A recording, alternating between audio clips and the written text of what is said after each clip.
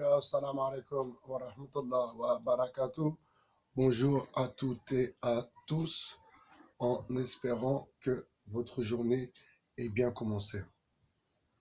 De plus, aujourd'hui, nous avons la chance d'avoir un superbe temps, magnifique, gloire à Dieu le Tout-Puissant. Alors, je vais revenir sur la vidéo que j'ai faite hier soir, un peu en bref, mais je la supprimerai pas, non, car les propos étaient instantanés et surtout, ils étaient sincères. Et quand je dis je ne bouffe pas à tous les râteliers, c'est une certitude et je pense que à force de voir ceux qui regardent un peu mes vidéos, le comprennent. Alors j'ai appris que Danny Moons allait organiser un gala de boxe ou un combat de boxe. Donc voilà, on y est. On y est, les choses se démasquent petit à petit. En fait, tout son buzz, tout, toute sa connerie, en fait, c'était surtout pour emmener ses abonnés et ses abonnés en France et ses followers au Maroc, ceux qui ont les moyens, parce que, vous savez, au Maroc, tout le monde n'a pas d'ordinateur et tout le monde n'a pas de connexion Internet. Donc, ceux qui le suivent au Maroc sont surtout ceux qui sont quand même de la classe haut de gamme, comme on dit moi et mon petit. Donc, en fait, voilà, il s'est servi de YouTube pour faire, en fait, comme le Moufti de Lyon. Salut à vous, parlons bien. Faire comme le Moufti de Lyon, c'est-à-dire commencer par faire des vidéos, avoir des followers, leur proposer des contenus claqués, c'est pas grave, ça marche, parce que les gens sont claqués. C'est ce que je commence à comprendre et à réaliser surtout, moi qui ne voulais surtout pas y croire. Mais en fait, oui, si, en majorité, les gens sont claqués. Voilà pourquoi les vidéos ayant du contenu plutôt sérieux ne font pas beaucoup de vues. Je pense à la chaîne du frère Anaré, je crois, un frère qui fait de superbes vidéos sur le djinn. Et franchement, respect à toi et je t'envoie la paix à toi et tes proches frères. Ceci dit, les individus comme ce Danny Moons, la problématique, c'est qu'il vient attiser une haine dont nous n'avons pas besoin. Et bien sûr, comme je lui ai dit dans la vidéo hier, et bien sûr que ici à Paris, nous ne sommes pas à Douai, à Roubaix, à Dunkerque ou autres banlieues nordistes. Donc qu'ils comprennent bien quand il adresse un message au collectif de la LDNA, qu'il arrête de croire que malgré les gens qui suivent la LDNA, très très bien, ce ne sont pas la LDNA qui va nous retenir. La LDNA, bien au contraire, si on aurait une discussion vis-à-vis, nous dirait plutôt il faut aller le voir. Donc,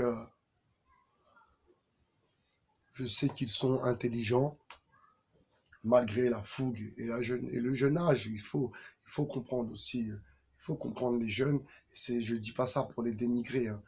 Je parle en tant qu'homme d'expérience. J'ai 44 ans, voilà. Donc, c'est pas pour les dénigrer. Bien au contraire, c'est pour leur donner de la force et pour leur faire savoir que c'est à force de, de forger qu'on devient forgeron. Je crois que c'est ça l'expression. Premier sujet. Donc, Danny Moons, il faut que tu arrêtes tes conneries, comme Tata Marcel, qui a aussi compris qu'il devait arrêter ses conneries, à manger à tous les râteliers, à faire le manche-pierre et à nous faire passer pour des manche-pierres. Deuxième sujet, je viens d'écouter la première vidéo de Parlons peu, parlons bien sur le féchitisme et sur la symbolique diabolique dans la musique et dans le cinéma. En l'occurrence, la première vidéo, c'était la musique. Et franchement, je trouve ça très intéressant. C'est très posé, très calme et le contenu est plutôt intéressant. Deuxième sujet. Troisième sujet. Revenir sur Christophe Gros-Houplon. Donc la vidéo s'appelle Faux attentat MK Ultra, mental contrôlé, vous connaissez peut-être. Il faut arrêter aussi de croire que tous ces attentats où ces soi-disant terroristes se font descendre sont sous contrôle mental, ou bien il faut arrêter un peu la parano et peut-être comprendre qu'il y a des gens qui pètent les plombs, tout simplement, comme Attrape. Attrape, c'est un mec qui a pété les plombs, tout simplement. Opéra, alors j'ai fait une vidéo là-dessus, le mec qui agresse au couteau les gens dans la rue, donc ça aussi, agresser 13 personnes, franchement, un homme tout seul avec un couteau, où sont les hommes? Où sont les hommes, encore une fois? Et les seuls hommes qu'il a rencontrés, cet homme-là, eh bien, ce sont les policiers qui l'ont abattu. L'histoire de Trappe, encore et une fois, la même histoire. Les seuls hommes qu'il a rencontrés, ce monsieur, après avoir commis ce délit, cette atrocité, les seuls hommes qu'il a rencontrés, ce sont la police qui l'ont abattu. Ensuite, ils disent qu'il y a eu une revendication de l'IE, etc., etc. Alors que, qui nous dit que revendication il y a eu? Là est la question. Alors, paraît-il, sur la dernière vidéo de Christophe Gros-Houplon, que les revendications, donc la plateforme d'où partent les revendications, donc les revendications qu'il y a eu pour le Bataclan et pour autres opérations menées sur le territoire français, la plateforme d'où partent les messages, la plateforme est installée en Israël. Alors, on repense à Michel Colomb pour en remettre encore une couche pour que vous soyez bien préparés et attentionnés, bien sûr, que c'est encore une drôle d'histoire. Michel Colomb nous a bien prévenus, et vous savez, si je donne autant, pas d'importance, hein, mais si j'écoute avec beaucoup d'attention ce que dit Michel Colomb, c'est que Michel Colomb, c'est pas un rappeur, c'est pas un mec qui fait des films, c'est pas un mec qui est dans le buzz, c'est pas un mec qui a besoin de ma vidéo pour manger, c'est pas un mec qui a besoin de vos likes et de vos vues. Donc, je suis même sûr que ce monsieur est droit dans ses bottes et il sait ce qu'il raconte quand il dit que il y a des gens en Israël qui sont formés pour justement manipuler l'information, donc envoyer des revendications de l'IE aux agences de presse européennes quand il se passe des délits ou des atrocités. Je vais revenir aussi sur l'histoire de la dernière vidéo, excusez-moi, de Jaslem qui nous parle de Médine et de Gengis Khan. Alors, j'ai été surpris, en effet, j'ai été surpris que ce monsieur qui a d'une apparence vraiment machallah, qu'il avait appelé son fils Gengis Khan, que en fait, les gens derrière lui, en fait, c'est ça, se servent de cette symbolique, donc la barbe, djihad, etc., etc. Merci à toi, Jeslem, pour avoir décrypté un peu plus le truc et nous avoir fait remonter l'information. Vous voyez que nous sommes tous dans une grande manipulation et que nous, alors je me mets moi aussi dans ces nous, nous sommes là pour essayer de décrypter, pour essayer que vous ayez assez de recul, surtout pour les plus jeunes, nos enfants, par exemple. Mon plus grand fils a 13 ans, donc je pense beaucoup à toi.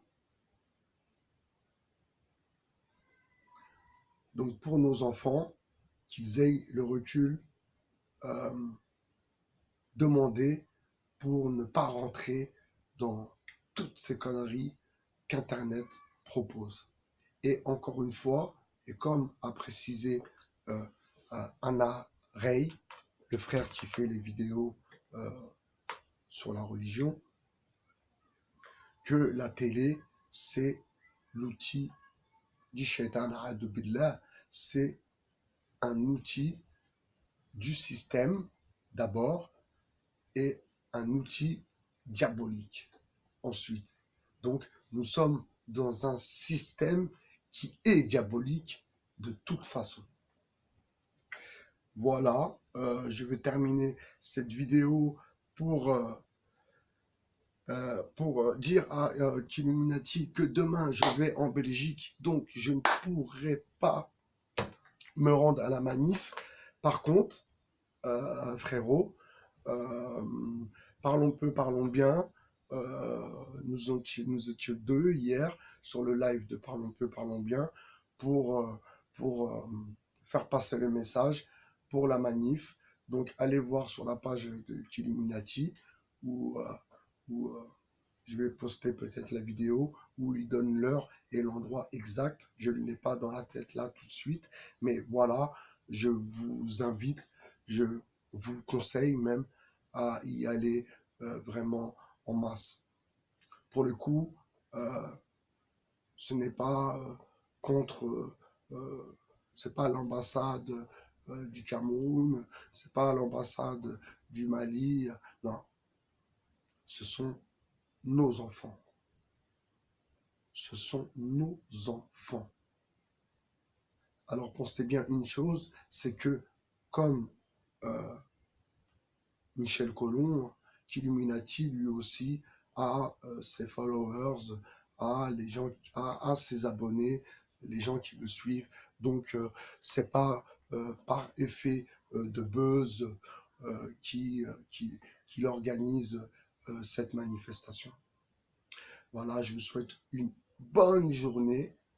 Je pense que cette journée va être agréable, Inch'Allah, et que tout se passe bien pour vous en cette journée ensoleillée.